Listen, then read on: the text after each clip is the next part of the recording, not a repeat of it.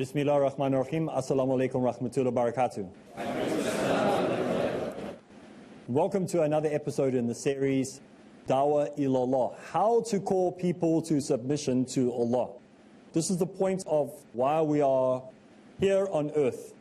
The mission that we have been given, the project that we have been given, the aim in our life is to propagate the message of Islam. That's why when we reverted, we didn't just revert and keep it to ourselves.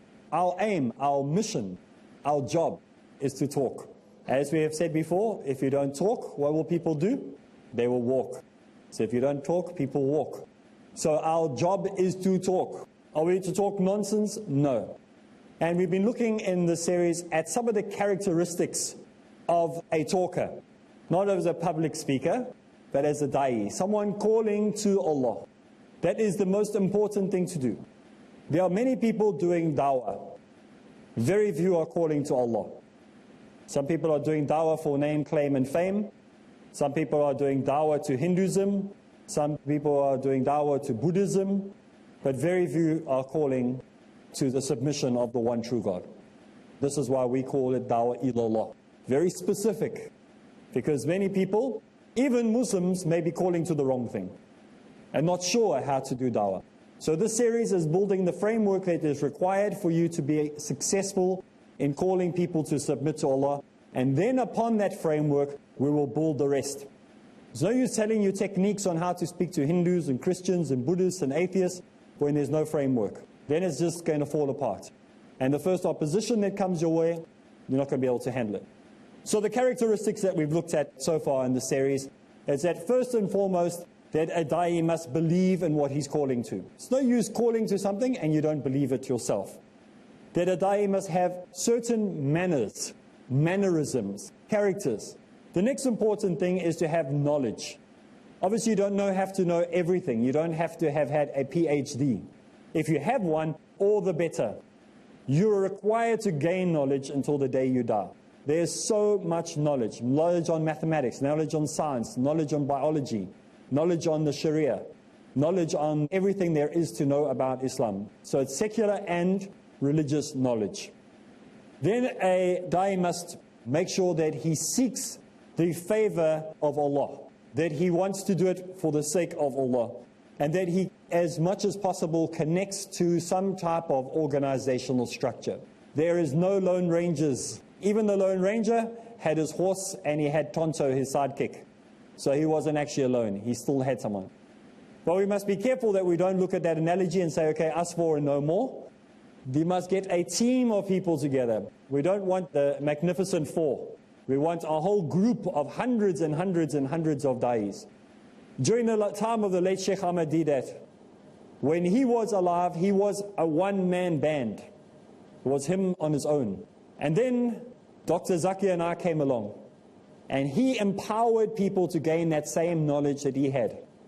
And so now there are hundreds of thousands of Sheikh Ahmad Didats in the world today. Every second person has that knowledge. Because Dr. Zakir Naik makes sure that he empowered people. So he didn't keep it for himself and say, well, I'm going to be the successor and I'm not going to share this knowledge. He made sure that the world had an opportunity. Thus, Peace TV and many of the other organizations that have come off this, like the Islamic Research Foundation and so on. So if we look at it from a perspective of a da'i, we do not want to keep this knowledge to ourselves. We do not have intellectual copyright to the information that we are sharing. Allah gave it to us. If anyone owns the copyrights, it is Allah. So this information that we gain and our knowledge that we gain as da'is is to be given out to other people as quickly as possible, so that they can become effective da'is. So this is the duty of gaining knowledge and joining to a group. And also by joining to a group, there needs a certain amount of self-purification. Not in the mystical sense, but in the sense that you need to check your character and your behavior, and you need to lose those behaviors that are against Islam. Those things that are actually going to prevent someone from becoming a Muslim. I often hear people say, I will do business with anyone other than a Muslim. What type of character are you developing if that's what the non-Muslim thinks of you? They should be saying, I will do business with no one but a Muslim. Some countries it's like that. People will only do business with Muslims. Other countries, they will not touch The other important thing to develop as a characteristic of a da'i is that you have to be a very good planner. You have to be a war strategist. Just like you would see in those stories of the Second World War or First World War, they'd have a war cabinet, or America has a war cabinet that has meetings. In the same way, a da'i must have a strategic plan. He must have it mapped out, zoned out, communities, who we're going to target first. This is a model that has been given to us by the early Muslims and how they targeted where they would go. And then you need to develop certain skills like reading, writing, public speaking, and things like that. And of course, the most important and the most difficult one is to learn to have patience. That is not going to happen in a day. And as part of the planning, you have to realize that you need a long-term goal. No short-term goals in the work of dawah. Whether it be to your neighbors or whether you're doing it as a collective organization, there is no short-term goal in dawah. It's long-term. You're in for the long haul, as they say. Your next-door neighbor, maybe Allah will give them the ability to understand and accept everything the first time you speak to them. But perhaps it'll take a few years. And so it's persistence wears down resistance. We gave the analogy of the Prophet Muhammad ﷺ, how he used to walk those rickety roads, those dangerous mountain highways, where the houses were built on either side. And the pathways were as wide as this desk, not this way, but that way. And so when people insulted or threw things at him, they would have hit him. But he persisted, even under all that pressure. And so it's an example to us to continue, not to give up because you maybe got a smack, not to give up because somebody insulted you, not to give up because they start to attack your character. They can attack your character, not a problem. It's when they attack the content that you defend. You understand? So if they say, oh, you're ugly, you dress funny, your mother doesn't like you anymore, that doesn't mean anything. It means nothing. It shouldn't worry you. What should worry you is when they attack the Quran, when they attack Islam, and you don't defend it. But you're more interested in defending your own physical characteristics if they attack those. So you must understand we have the priority right. So we have to learn patience and perseverance. The next point that we're going to speak about today, we're going to go into, is tolerance. It's one of the issues that we need to understand, that tolerance and forgiveness are these two things that need to go hand in hand. And we say we don't wait for forgiveness till Ramadan and then forgive people. Some people don't even forgive people in Ramadan. They carry it over, and then they think their fast is going to be accepted from them. Ask for forgiveness no matter what they've done to you. I had a person that I thought was the worst person on planet Earth that I had to work for at one point in my life. And it was going to be impossible when Ramadan came along to forgive this man. I thought there's not a chance. This man had done so much that it was impossible to be forgiven, because he was into all sorts of haram things in his Islamic life. And they made him a board member of an organization. I thought, how can I forgive this man? He's destroying a good organization, and I got tested, because when Ramadan came, what am I going to do? Am I going to forgive? Am I going to be tolerant? Yes, I might not agree with what he did, but there has to come a time where I have to forgive and move on. Otherwise, it's going to be like a poison that's going to prevent me from being successful. Successful in my religion, successful in my learning, successful in my deen, not successful as a celebrity, not successful in the eyes of people, successful in the eyes of Allah. And that pride, that arrogance can prevent you from moving forward. So make sure that if you have forgiveness that needs to be given, you do it. Even today, maybe your daughter and your son has said something so terrible that you haven't been able to forgive them, and you are separated from them, and you haven't spoken to them for 3 or 4 years. It's the time to make amends now. Swallow your pride. It's better for you. Yes, there are going to be lots of tears, but those tears will be healing tears. Better to do that than to be asked on the day of judgment why you held that grudge. Remember that if you don't forgive somebody's sins, that is going to be something that will carry over to the hereafter. It's very, very important that we seek forgiveness and that we give forgiveness to those people who have offended us. So only Allah knows what is in the heart of man. And so when we hold these angers for someone, as one of my brothers said to me in South Africa, he said to him, you know, you're such a good Muslim, you're such a good role model. And he said, don't ever say that to me. And I asked him, but why? He said, because you have no idea what happens behind closed doors. Not that he's saying he's a bad guy, But he's saying you do not know what's happening behind closed doors. Maybe the person that appears to be this most amazing person is the biggest rogue and hypocrite that ever walked. But he appears to the public and everyone else, he's fooled everybody. And the person that you think, because he's so bad, what you see, is actually a very good person. So only Allah knows. So this is why from our side we have to ask forgiveness without a but. Have you seen people when they ask forgiveness? Forgive me if I hurt you. Forgive me, but I didn't understand. No ifs and buts. It's forgive me. I'm sorry. No additions on it. Because if you say, I'm sorry if I offend you, it means you're not sorry. You're using a loophole. So there's no loophole. It must be 100% forgiven. Allah will judge that man on the day of judgment for what he or she has done or not done. It's not my job to play the role of Allah on planet Earth. My job is to correct him privately, which I did. Then I corrected him with another person, which I did. Then I corrected him with a group of people, which I did. So after there's a process. There's not a one, just go straight to the media. Like we have a group in South Africa, a very, very dangerous group. And they call themselves the Majlis. You've heard of them. They're this crazy bunch. They just do their own thing. And they pen jihadis. You know those pen jihadis? They go on the internet and they just write nonsense. No backing, no proof. No, they haven't gone through the processes of asking people, did you say this? Did this happen? Is this what? None of that process. Directly from hearing to putting it all over the media, all over the internet. And so they destroy people like that. They lie because they haven't got the information correct. So they will come and they will accuse a company. Say a company makes bottled water in the country.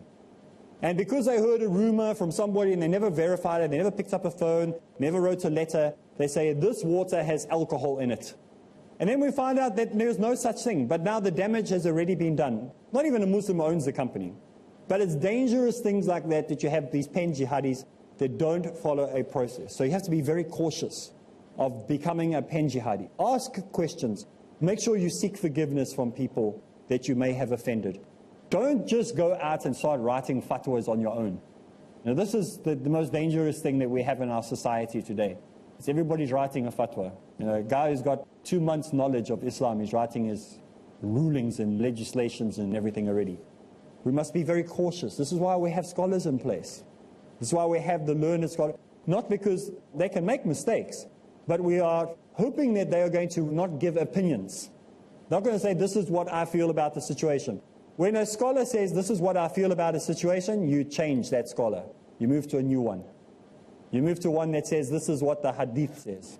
This is the chain of this hadith. This is the strength of it. This is what the Quran says. This is the correct interpretation of it.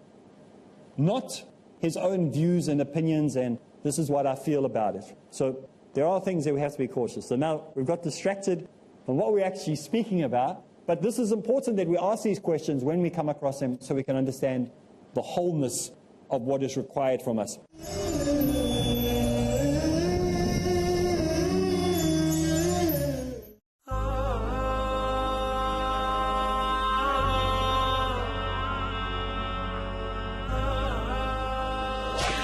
Confused, worried, losing control. If you are a parent, these feelings may well be all too familiar. In a society in which we increasingly feel that we are losing our children,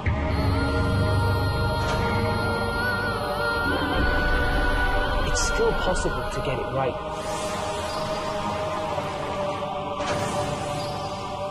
And Islam will show you how.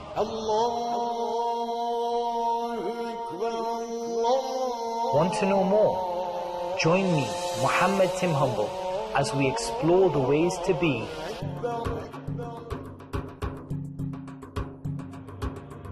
a good Muslim parent.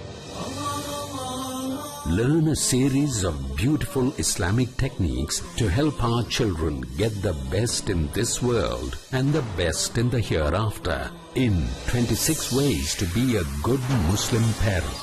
Every Friday at 6 p.m. and repeat telecast at 5:30 a.m. UK on Peace TV. marriage or What's divorce, Islamic ruling? Nikah. solution or problem, heaven or hell. There is a misconception. You choose. Beauty, wealth, family status, virtue. Decide what you want. Decide your choice. Be sad or be happy. It's your choice. Join Dr. Zakir Naik in Better Half or Bitter Half every Friday at 6:30 p.m. and repeat telecast at 9:30 a.m. UK on Peace TV.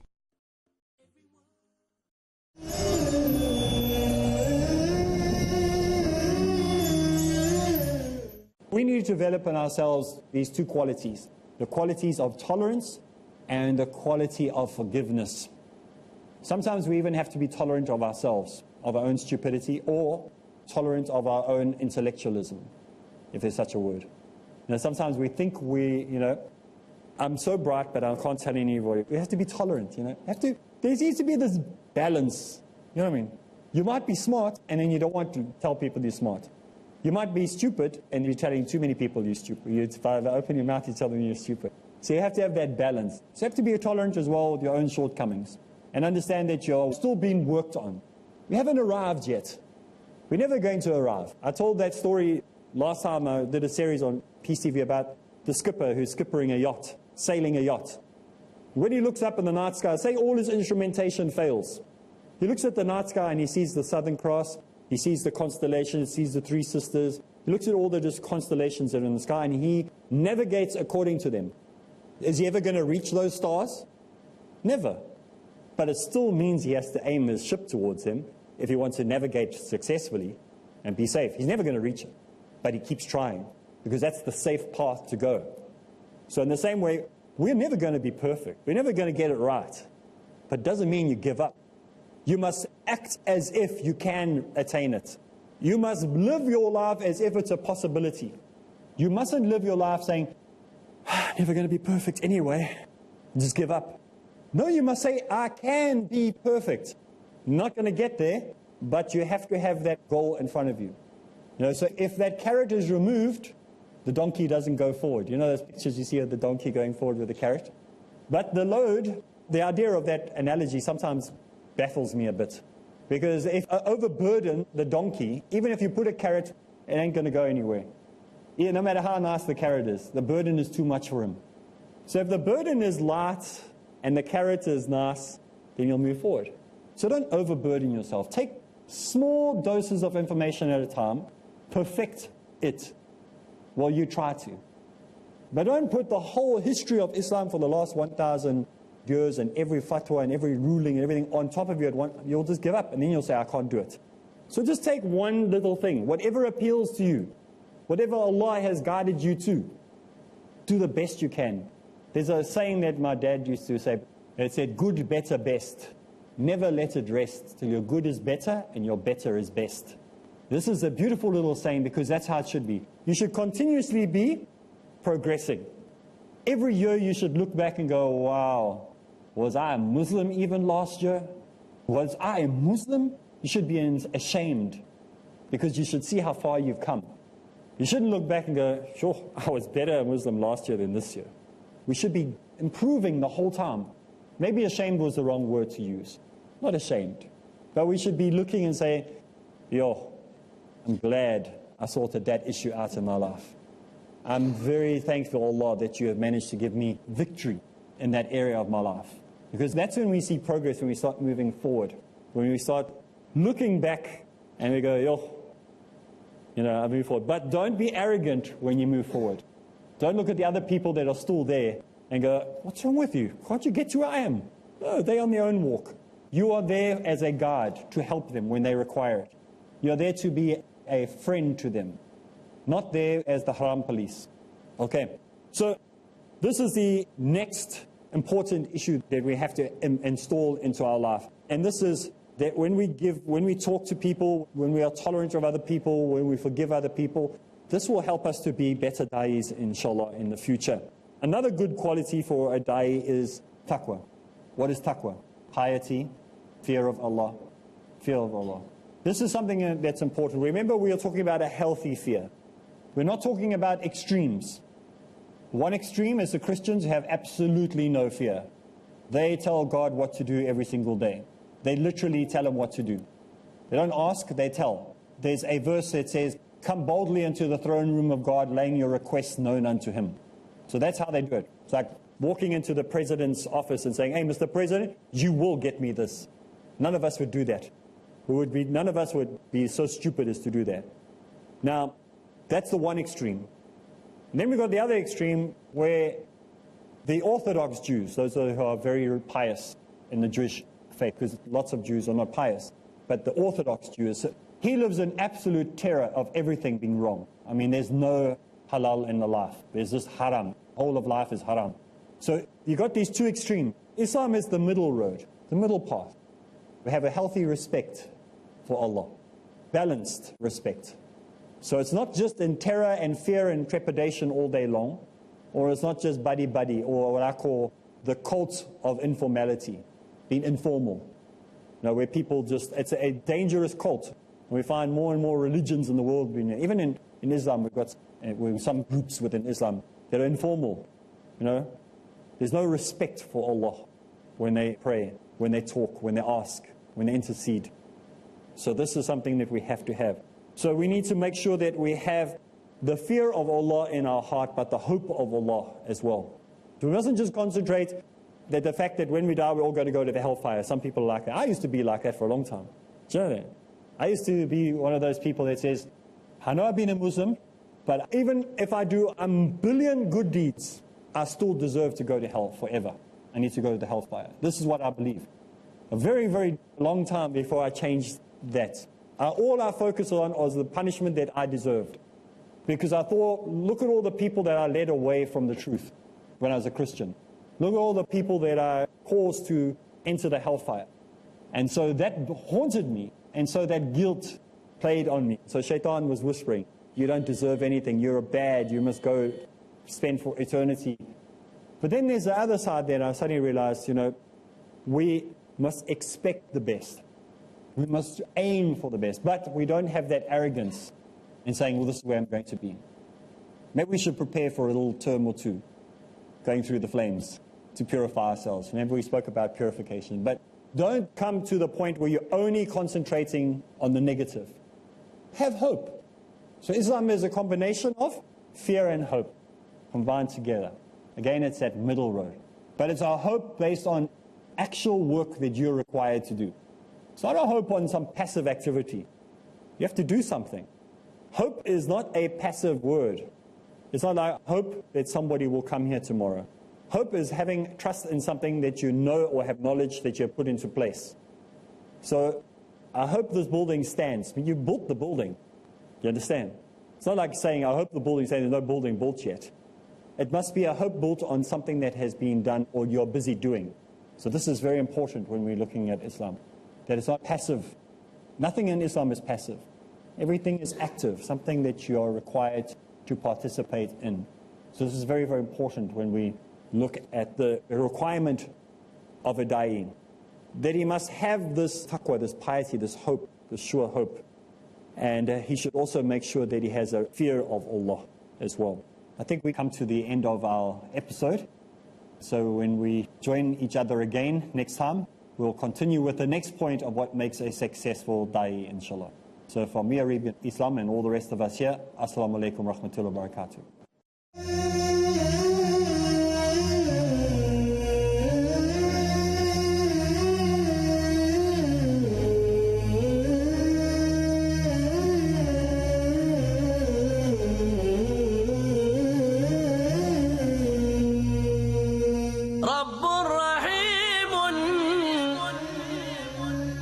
مشفق متعطف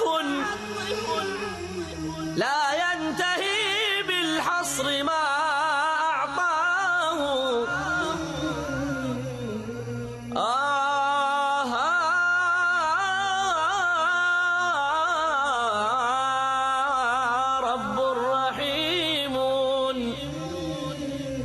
مشفق متعطف.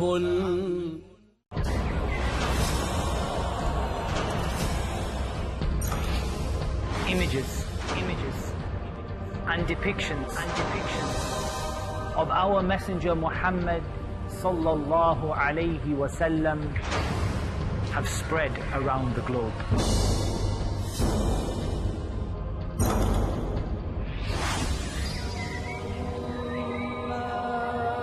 May endless blessings be upon thee. His life is being examined in the glare of the global media spotlight.